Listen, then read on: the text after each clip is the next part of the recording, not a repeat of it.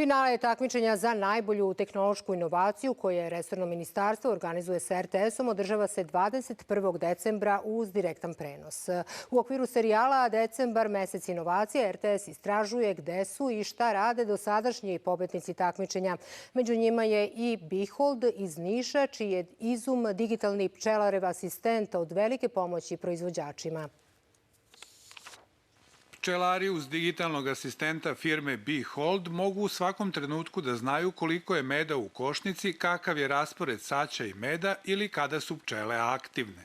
Možemo da kažemo kako temperatura utiče na pčele, kako globalno zagrevanje utiče na rad pčela. Možemo da vidimo u koje doba godine, u kom delu Srbije je najbolje pčelariti. Goran Ilić iz sela Donje Suhotno kod Aleksinca, koji više od 10 godina živi od pčelarstva, među prvima je kupio ovaj uređaj i povećao prinose. Mi uveče dobijamo informacije gde je najveći unos. Te noći selimo pčele, prebacujemo ih i sutra imamo veće prinose. Ako prebacimo 100 košnica za jednu noć gde je samo da bude po 100 grama u plusu, mi imamo već količinu.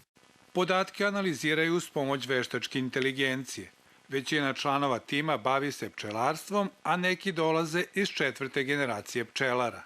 Pčele su nam jako bitne jer preko 35% snabdevanja hranom zavisi od njih.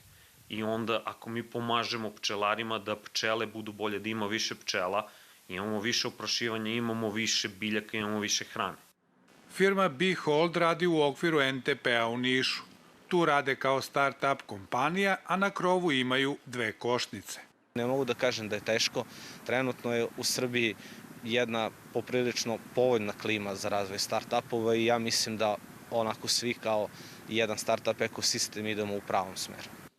Jedno od revolucionarnih otkrića koje je ovim proizvodom i naučno potvrđeno je da pčele ne spavaju ni noću. One upravo tada menjaju raspored saća u košnicama, a to se do sada samo pretpostavljalo.